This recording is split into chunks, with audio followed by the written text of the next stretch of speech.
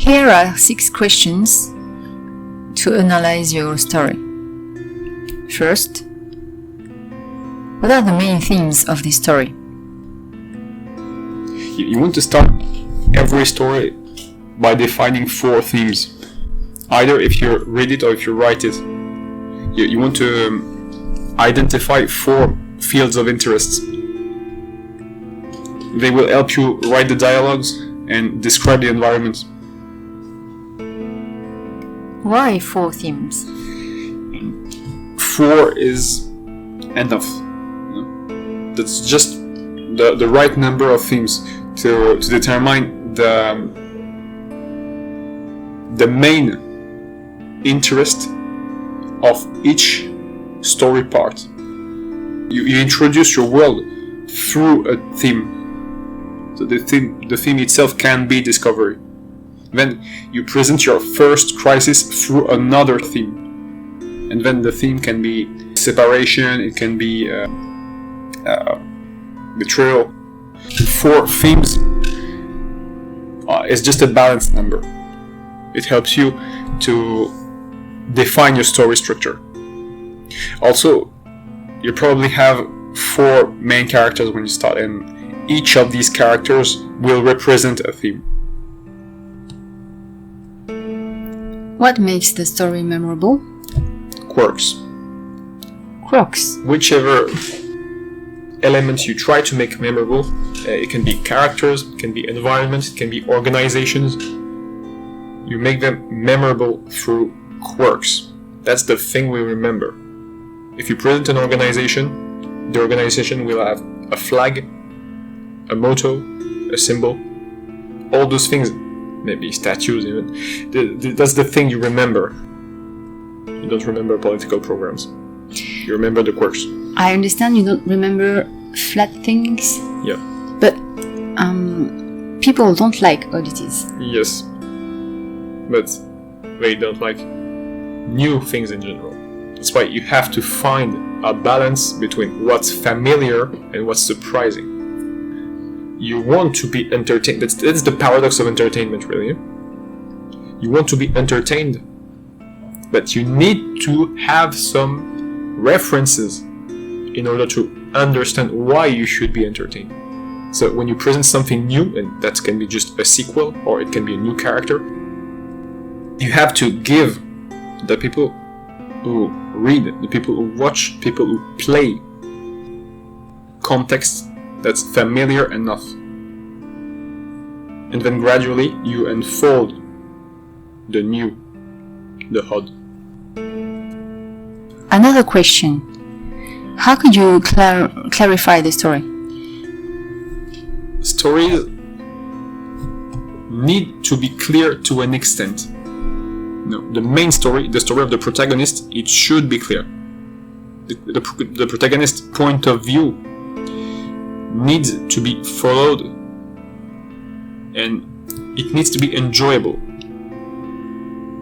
The outcome of the story, the end of the story, does not need to be clear on every point. The main ending needs to be clear, but you don't need to end every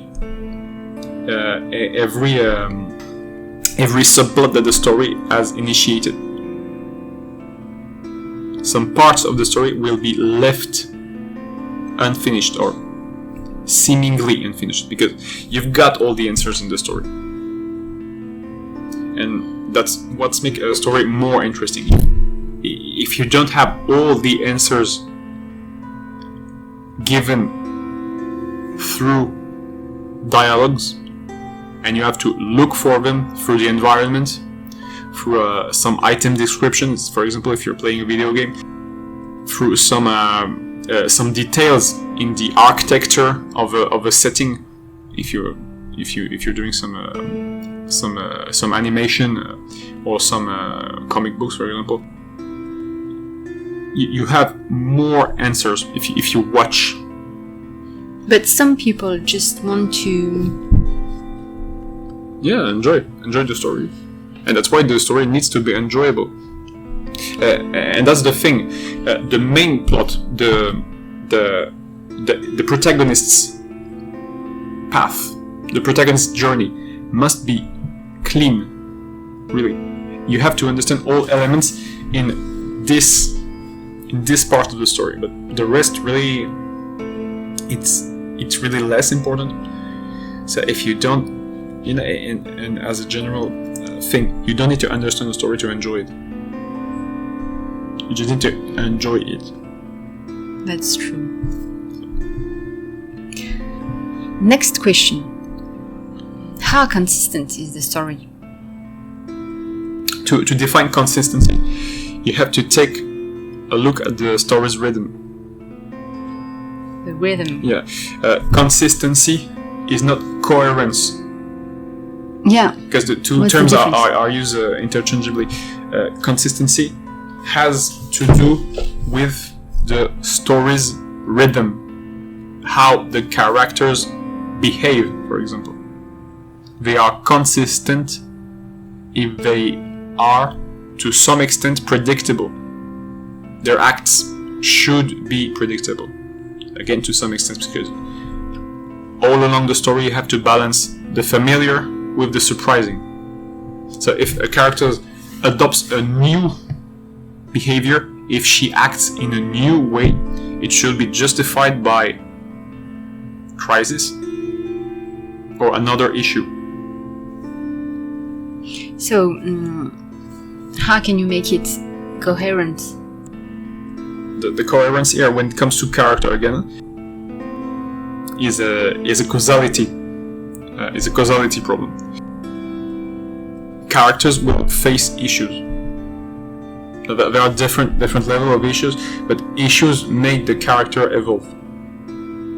Each issue has an effect on the character's consistency and on the character's coherence. The difference between the two is when a character faces a new issue,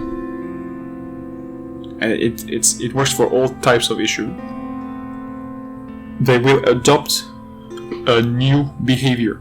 This new behavior should be to some extent predictable. That's where you put your cursor in the determination of what makes your new reaction surprising enough. Because if you want the story to remain entertaining, the character's reaction should be surprising. If the character, for example, was aggressive all along the story, if her tendency to become more violent as the story advances is revealed, then both consistency and coherence are preserved. If the characters at some point become more passive or less likely to fight, there should be an event too. And this event, in its intensity, that's qualitative, defines if your consistency is respected, and in its presence, and here it's quantitative, define if your coherence is preserved. So consistency is more qualitative and coherence is more quantitative. Okay. If there's an event, and after that, regarding this event intensity, regarding this issue's intensity, you can predict your character's reaction. The last question. How can you make the ending satisfying? So it will really depend on your definition of satisfying. Yeah. Not frustrating. The ending is supposed to end this story. The book, the game, the movie you're watching. But there can be a sequel. Or there can be multiple sequels. And there can be prequels too. Your story exists only in a frame of stories. There's a web that exists, which exists between multiple stories. So you can consider your story is never finished. the ending here just finish one episode, and it should end the most important plot in this episode.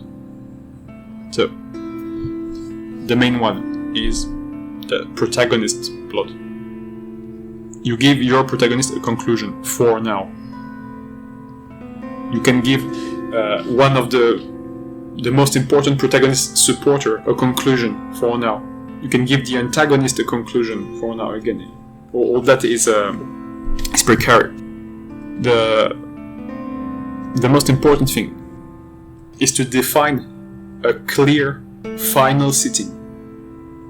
The last environment, the last scene should be memorable. That's the most important thing to create a satisfying ending. Main characters shouldn't die. Main characters could die. They may die.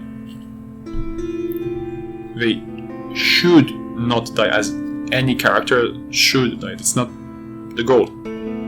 A death is an event. That's one of the issues one character can face. So, disappearance, we'll just restrict that to death for now. If a character is about to die, there should be a reason why. To make it acceptable for the public?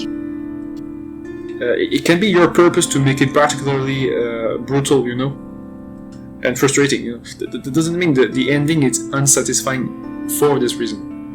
Because the whole story may have been built with this goal. That's not, if you're a beginner, that's not, you shouldn't start with that. Really, that's not an easy thing to do. But if it's your purpose, you do it. That doesn't make the ending unsatisfying.